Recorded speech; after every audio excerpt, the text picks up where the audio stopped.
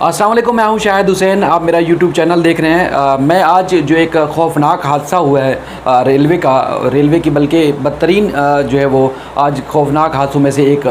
खौफनाक हादसा था, उसकी तफसीलात और ख़ास तौर पर जो रेलवे का जब ये हादसा हुआ तो उसके बाद फ़ौरी के बाद के जो मनाजिर हैं इंतहाई एक्सक्लूसिव वो आपके सामने रखूँगा। और उसके बाद फिर वहाँ जब एक हमारे सहाफ़ी दोस्तों से बात हुई और अंदर की क्या ख़बरें हैं, हादसे से पहले किन किन जो है वो खामियों की निशानदेही की गई थी और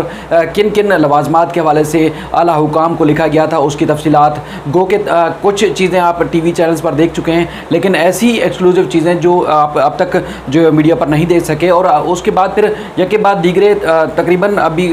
3-4 साल में 8 से 10 खौफनाक हादसा हो चुके हैं। उसकी क्या वजह है और उसके बाद फिर ये मामला आखिरकार बेहतर हो क्यों नहीं पा रहे, और उसके बाद फिर क्या ट्रेनों की जो है वो जब रवानगी होती है तो क्या उनकी चेकिंग होती है, उसका कोई अमला उसको चेक करता भी है या नहीं, क्या ट्रेनों की वजह से ट्रेनों का जो खदशा हाल है हमारी ट्रेनें उनकी वजह से ये हादसा रूनुमा हो रहे हैं, या जो रेलवे के ट्रैक हैं उनकी वजह से ये हादसा रोज़ ब रोज़ इजाफा हो रहा है, बल्कि जो भी हादसा हो रहा है इंतहाई खौफनाक हो रहा है। और उसके बाद फिर छोटे बड़े जो हादसा हैं वो तो रिपोर्ट ही नहीं होते, उनकी सारी वजूहात और उसके बाद उसका तदारुक क्या हो सकता है, इसकी वो सारी तफसीलात मैं आपके सामने इस वीडियो के आपके सामने रखूँगा इस वीडियो के ज़रिए। ख़ास तौर पर जो कराची से पेशावर तक का जो ट्रैक है ये पाकिस्तान बनने से पहले का है, और फिर कहीं पंचिंग और कहीं जो है वो हल्की पुल्की जो है वो बनावट की जाती है, लेकिन तकरीबन 1850 से ज़ायद किलोमीटर है ये रेलवे ट्रैक जो कि पाकिस्तान से पहले का ये बनाया गया है। लेकिन उसकी एक मुद्दत जो मुकर्रर की गई थी वो मुद्दत अपनी पूरी कर चुका है, उसके बावजूद जो है वो उस ट्रैक को नहीं बदली किया जा रहा। और उसके बाद फिर उम्मीद एक ही लगाई जा रही है कि ML1 जब बनेगा तो उसके बाद ही फिर रेलवे के हादसात और उसके बाद फिर बर वक्त ट्रेनें पहुँचेंगी अपनी मंजिल मकसूद पर। लेकिन उसके इकदाम अब तक जो है वो किताबों में तो ज़रूर हैं, और जो हमारे रेलवे वज़ीर तब्दील होते हैं वो आकर दावे तो ज़रूर करते हैं, लेकिन उसके अमली इकदाम जो है वो नज़र नहीं आ रहे। और जो गुज़श्ता हुकूमत थी हमने देखा वो पिछली हुकूमत पर जो है वो इल्ज़ाम आयद कर रही थी, उसके पीछे वाली हुकूमत उससे और पीछे वाली हुकूमत के साथ जो है वो इस तरह के दावे कर रही थी, और अब की हुकूमत भी वो साबका हुकूमत के ऊपर इल्ज़ाम तो आयद कर रही है। लेकिन बुनियादी तौर पर ये रेलवे के जो ट्रैक हैं वो दोबारा बनाए जाने हैं, और जब तक ये रेलवे के ट्रैक नहीं बनाए जाएंगे तब तक ये हादसात रोक नहीं सकते। कोई वज़ीर आप तब्दील कर दें, कोई आप अमला तब्दील कर दें, आप पूरे के पूरे रेलवे महकमे को मुअत्तल कर दें, लेकिन बुनियादी तौर पर जो ख़ास वजह है वो ये है कि रेलवे के जो हादसात होते हैं उसके ट्रैक की खस्ता हालत की वजह से होते हैं। और जिस तरह आपने मीडिया रिपोर्ट्स में भी देखा कि DS रेलवे जो सक्खर रीजन के हैं उन्होंने ख़ुद आला हुकाम को लिखा था कि तकरीबन 400 से 450 किलोमीटर का ये तवील जो ट्रैक है जो कि मुकम्मल तौर पर खस्ता हाल हो चुका है, कभी भी किसी वक्त भी बड़े हादसात रूनुमा हो सकते हैं, इसलिए इसको तब्दील किया जाए। लेकिन उसकी इस बात पर किसी के कान पर जो जूं नहीं रेंगी, जिसकी वजह से आज आपने देखा कि अलमनाक सानिया हुआ है और कई लाशें ऐसी हैं जो नाकाबिल शनाख्त हैं। हादसा रात के टाइम हुआ और उसके बाद फिर आप वीडियो में भी देख सकते होंगे कि हर तरफ चीखो पुकार है, और उसके बाद फिर जो है वो ना तो रेस्क्यू की टीमें उस वक्त पहुंच पा रही हैं, और दूर दराज इलाकों में हुआ है वहाँ ना कोई दूसरी ट्रांसपोर्ट का कोई बंदोबस्त था, फिर वहाँ आप अपनी मदद आपके तहत ये सारे जो है वो आप देख रहे हैं कि लोग रेस्क्यू करने की कोशिश कर रहे हैं एक दूसरे को। लेकिन क्योंकि जब ये हादसा रूनुमा हुआ एक जैसे मिलत एक्सप्रेस और इसके जो सर सैयद एक्सप्रेस का जो पट्टियाँ थी, पट्टियों से जो ट्रेन के जो बोगियाँ उतरी, उसके बाद फिर जब दूसरे ट्रैक पर जाके गिरी तो उसके बाद फिर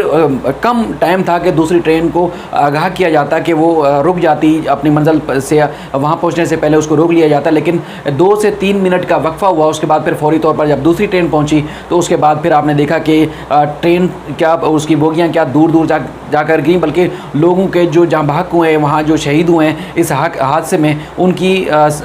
बॉडी और उनके जो जिस्म के अज़ाद जो थे वो आप वीडियो में भी देख सकते हैं कि दूर दूर तक बिखरे हुए नज़र आ रहे हैं, सामान बिखरा हुआ नज़र आ रहा है, और बोगियों के परखच्चे जो है वो हमने देखा कि उड़ते हुए नज़र आ रहे हैं, उड़े हुए हैं। और उसके बाद फिर ये तबाही के मनाजिर आप देख सकते हैं। इससे पहले जब हादसात होते हैं तो हादसे के फ़ौरी बाद फिर हुकूमतों की जानिब से ऐलानात किए जाते हैं। एक तो ये है कि मुआवजे के ऐलान किया जाता है, उसके बाद फिर इंक्वायरी रिपोर्ट्स का दावा किया जाता है कि जल्द जो है वो इंक्वायरी रिपोर्ट मंजर आम पर लाई जाएगी और जो ज़िम्मेदारान हैं उनका तयन किया जाएगा। लेकिन आपने गुज़श्ता जो एक सबसे बड़ा हादसा हुआ था तो उसमें करार दिया गया था कि तबलीगी जमात के लोग थे, उनका सिलेंडर फटा, गैस सिलेंडर फटने की वजह से ये जो ट्रेन में आग लगी, उसके बाद फिर हादसा हुआ। लेकिन वो भी हादसे की जो दावा किया गया था कि बहुत जल्द उसकी इंक्वायरी की जाएगी, मुकम्मल की जाएगी, उसके बाद फिर ज़िम्मेदारों का तयन किया जाएगा, वजूहत सामने लाई जाएंगी, वो नहीं लाई जा सकी, अब तक नहीं सामने आ सकी। और कई लाशें नाकाबिल शनाख्त थी, उनका डीएनए नहीं हो सका, अब तक डीएनए नहीं हो सका इतना अर्सा गुजर जाने के बावजूद। और उसके बाद अब भी हम देख रहे हैं कि अब तक की, जब मैं ये वीडियो रिकॉर्ड कर रहा हूँ तो उसके बाद फिर हम देख रहे हैं कि अब तक जो है वो कई लाशें ऐसी हैं जिनकी शनाख्त नहीं हो पा रही। जो बच्चे हैं उनके ज़ाहिर है या तो कुछ ज़ख्मी हो गए, जो उनके साथ जो सफ़र कर रहे थे उनके कोई किसी का भाई, बाप,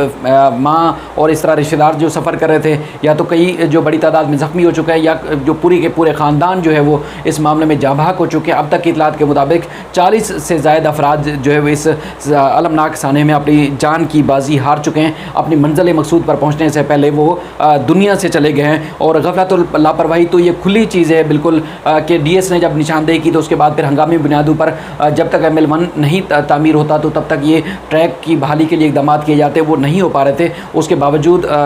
ट्रेनें रोज़ चलती हैं। और उसके बाद फिर स्पीड का ख़ास तौर पर लिमिट भी उन्होंने तयन किया था कि लिमिट जो है वो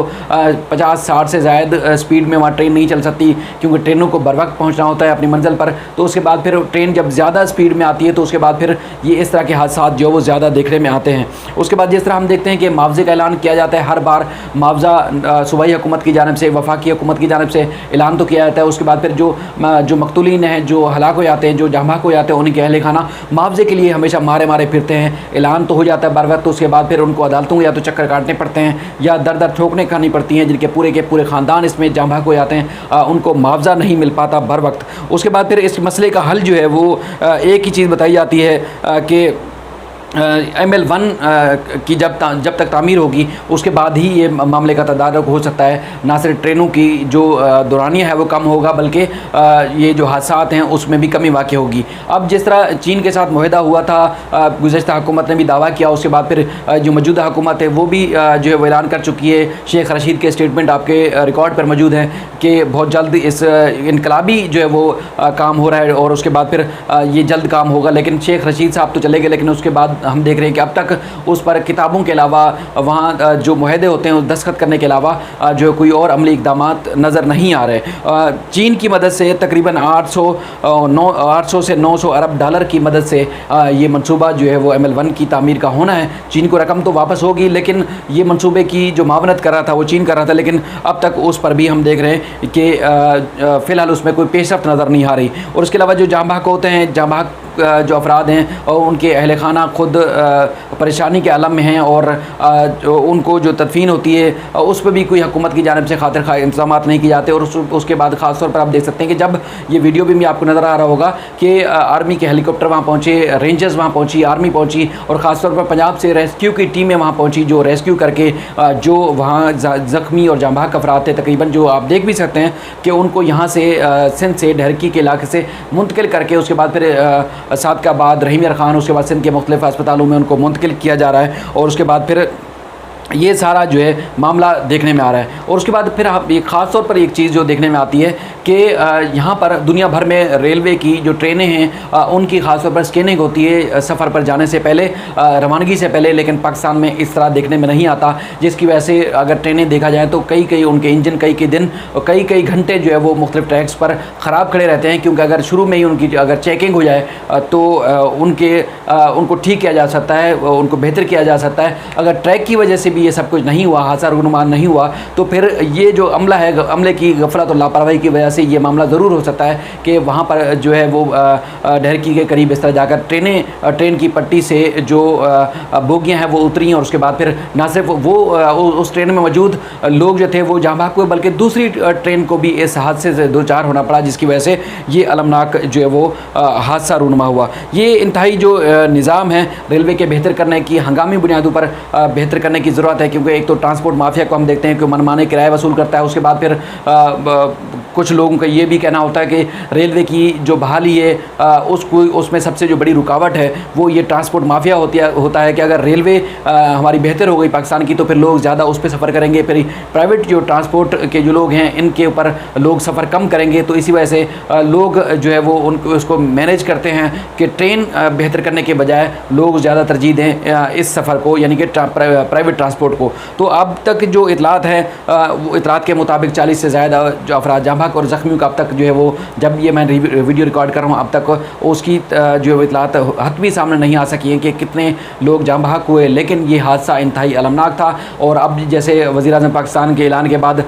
जो वज़ीर रेलवे हैं आज़म सवाती साहब वो मौके पर पहुँचे, हुकाम एक्टिव नज़र आ रहे हैं। अब तक जो ऑपरेशन मुकम्मल नहीं हो सका है, ट्रेनें मुख्तलिफ़ मकामात पर रुकी हुई हैं। सिंध में चूँकि आप अक्सर देखते हैं कि कोई हादसा हो, कोई तकलीफ़ हो तो लोग जो है अपनी मदद आपके तहत सिंध के मकामी लोग जो है वहाँ जो मुतासिरीन होते हैं, जो इस मुख्तलिफ़ हादसा का शिकार होते हैं उनकी मदद करते हैं। यहाँ पर भी हमने देखा कि लोग चौक दर चौक पहुँचे वहाँ लोग जो मुतासरीन की, जो मुसाफिरों की मदद करने के लिए। सिंध में ये बड़ी इंतहाई अहम ये चीज़ है कि कोई भी हादसा रूनुमा होता है तो हमारे सिंधी भाई जो है मदद करते हैं दूसरे लोगों की जो उस मामले में मुतासर होते हैं। तो इसमें लोगों की हमने देखा कि जब तक हमारी रेस्क्यू टीमें, फ़ौज, आर्मी, फ़ौज, इसके अलावा रेंजर्स के अलावा जो दीगर जो इमदादी टीमें नहीं पहुँची थी तो उससे पहले यहाँ वहाँ के मकामी लोग पहुँचे, उन्होंने भी लोगों को रेस्क्यू करने की कोशिश की। अभी आप देख सकते हैं कि वीडियोज़ में भी कि किस तरह लोग जो है वो चीखो पुकार कर रहे हैं, चीख रहे हैं, मदद को पुकार रहे हैं। लेकिन जिस तरह का हादसा रूनुमा हुआ इस तरह देख सकते हैं कि अब तक तो इतनी ही तफसीलात सामने आ सकी है, लेकिन जो हलाकतों का जो इजाफे का खदशा ज़ाहिर किया जा रहा है और उसके बाद फिर ऐलान तो कर दिया गया। लेकिन उम्मीद करते हैं कि इस बार वज़ीर-ए-आज़म पाकिस्तान जो है इस मामले को सामने भी लाएंगे और उसके बाद फिर ना सिर्फ ज़िम्मेदारों का तयन होगा बल्कि उनको सज़ाएँ भी दी जाएंगी और मुस्तक़बिल में इस तरह के हादसा से बचने के लिए इक़दाम भी किए जाएंगे। और अहम जो बात है वो ये है कि जब तक ML1 जो है मंजूर नहीं हो सकता होता, उस पर काम नहीं होता, तब तक इस तरह के हादसा देखने को आएंगे। लेकिन बुनियादी तौर पर रेलवे के जो ट्रैक है उसकी देखभाल फ़ौरी तौर पर ज़रूरत है, उसकी फ़ौरी तौर पर देखभाल की जाए। जहाँ जहाँ रुकावटें हैं, जहाँ जहाँ टूट फूट का शिकार है उसको तब्दील किया जाए। और ख़ासतौर पर जब ट्रेनें एक जगह से दूसरे स्टेशन की तरफ रवाना होती हैं तो उनको जगह जगह उनकी चेकिंग जो है वो ज़रूरी उसको किया जाए ताकि किसी भी ख़राबी में उसको ख़राबी की सूरत में उसको उसी स्टेशन पर जो है वो बेहतर किया जाए, ना कि सिर्फ आगे जाकर हादसे का शिकार हो या फिर कई घंटे ट्रेन जो है वो ख़राब खड़ी रहे। इस तरह की चीज़ें जो अब तक जो मेरे सामने थी, जो मुझ तक इतलात मसूल हुई और जो वीडियोज़ मसूल हुई, जो एक्सक्लूसिव वीडियो थी, मैंने कोशिश की कि आपके सामने रखूँ। मज़ीद भी इस सिलसिले में और भी जो ख़बरें होती हैं वीडियोज़ के ज़रिए आपके सामने रखता रहूँगा।